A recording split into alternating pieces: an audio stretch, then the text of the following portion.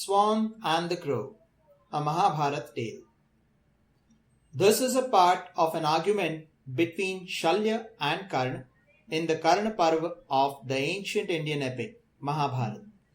Here, Shalya tells Karna this story about a vain crow and a magnanimous swan. There lived on the other side of the ocean a Vaishya, that is, a businessman, who had abundance of wealth and food grain. He performed sacrifices, made liberal gifts, was peaceful, devoted to the duties of his order, and pure in habits and mind. He had many sons whom he loved, and was kind to all creatures. He lived fearlessly in the kingdom of a king that was guided by virtue. There was a crow that lived on the remains of the dishes set before those well-behaved young children of the Vaishya. Those Vaishya children always gave the crow meat, curds, milk, sugared milk with rice, honey and butter. Thus fed by the young children of that Vaishya, with the remains of their dishes, the crow became arrogant. And he came to disregard all birds that were equal or even superior to him. It so happened that once certain swans of cheerful hearts, of great speed and capable of going anywhere at will, and equal to Garud himself in range and speed of flight, came to that side of the ocean. The Vaishya boys, observing those swans, addressed the crow and said, "O ranger of the skies, you are superior to all winged creatures." Deceived by those children of little understanding, that oviparous creature, that is, one that lays eggs, from folly and pride, regarded their words to be true. He was proud of the remains of the children's dishes upon which he fed. The crow then, alighting in the midst of those swans, capable of traversing great distances, desired to inquire as to who amongst them was the leader. The foolish crow at last challenged him among those birds of tireless wings, whom he regarded the leader, saying, "Let us compete in flight." Hearing those words of the raving crow, the swans that had assembled there, those foremost of birds endued with great strength, began to laugh. The swans then, that were capable of going everywhere at will, addressed the crow, saying, "We are swans having our abode in the Manas lake. We traverse the whole earth, and amongst winged creatures we are always applauded for the length of the distances we traverse. Being as you are only a crow, how can you, a fool, challenge a swan endued with might, capable of going anywhere at will, and doing large distances in the course of his flight? Tell us, O crow, how shall you fly with us?" The boastful crow, in consequence of the foolishness of his species, repeatedly finding fault with the words of that swan, at last gave this answer. The crow said, "I shall without doubt fly, displaying 101 different kinds of motion, doing every 100 yojanas. One yojana is 8 miles.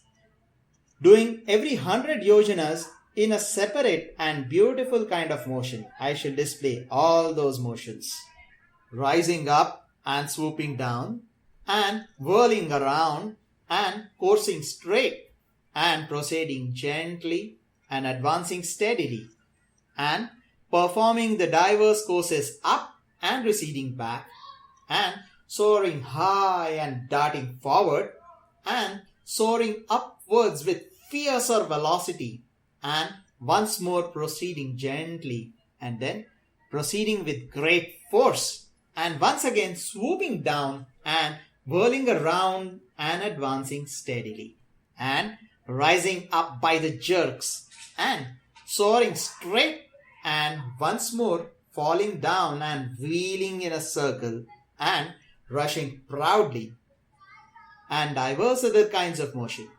I shall display all these in front of you all. You all shall then witness my strength. With one of these different kinds of motion, I shall presently rise into the sky. Point out duly, you swans, by which of these motions I should course through space. Settling the kind of motion amongst yourself, you will have to course with me. Adopting all those different motion, you all shall have to course with me through supportless space. The crow, having said these words, one of the swans addressed him. Listen, O son of Radha, that is Karna, to the words that the swan said. The swan spoke. You, O crow, will doubtless fly the 101 different kinds of flight. I shall, however, fly in that one kind of motion that all other birds know. For I do not, O crow, know any other. As regards you, O one of red eyes, you fly in any course that you like. At these words, those crows that had been assembled there laughed aloud, saying, How will the swan with only one kind of flight get the better of 100 different kinds of flight? Then those two, that is the swan and the crow, rose into the sky, challenging each other. Capable of going anywhere at will, the swan proceeded in one kind of motion, while the crow coursed in 100 different kinds. The swan flew and the crow also flew, causing each other to wonder at his skill, and each speaking highly of his own achievements. Seeing the diverse kinds of flight at successive instants of time, the other crows were filled with great joy and they began to caw more loudly. The swans also laughed in mockery, uttering many remarks disagreeable to the crows. They began to soar and alight repeatedly here and there. They began to come down and rise up from tree tops and the surface of the earth and uttered diverse cries indicative of their victory. The swan, however, with that one kind of slow motion with which he was familiar, began to traverse the skies. For a moment, therefore, O sir, he seemed to yield to the crow. The crows at this, disregarding the swans, said these words, That swan amongst you which has soared into the sky is evidently yielding. Hearing these words, the soaring swan flew westwards with great velocity to the ocean, that abode of Makaras, that is, sea dragons. Then fear entered the heart of the crow, who became almost senseless at not seeing any island or trees whereupon to perch when tired. And the crow thought within his heart as to where he should alight when tired upon that vast expanse of water. The ocean, being as it is the abode of countless creatures, is irresistible. Dwelt in by hundreds of monsters, it is grander than space. Nothing can exceed it in depth, O Suta's son. Men know, O Karna, that the waters of the ocean are as limitless as space. For the extent of its waters, O Karna, what is a crow to it? The swan, having traversed a great distance in a moment, looked back at the crow, and, though capable, could not leave him behind. Having transgressed the crow, the swan cast his eyes on him and waited, thinking, Let the crow come up. The crow then, exceedingly tired, came up to the swan. Beholding him succumbing and about to sink, and desirous of rescuing him in remembrance of the practices of good folks, the swan addressed him in these words. You had repeatedly spoken of many kinds of flight while speaking on the subject. You would not speak of this present motion of yours because of its having been a mystery to us? What is the name of this kind of flight, O crow, that you have now adopted? You touch the waters with your wings and beak repeatedly.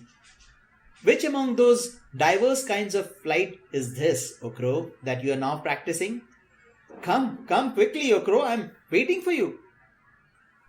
Shalya continued, exceedingly troubled and touching the water with his wings and beak. O you of wicked soul, that is Karna. The crow, seen in that state by the swan, addressed the latter. Indeed, not seeing the limit of that watery expanse and sinking down in fatigue, and exhausted with the effort of his flight, the crow said to the swan, "We are crows. We wander here and there, trying caw, caw.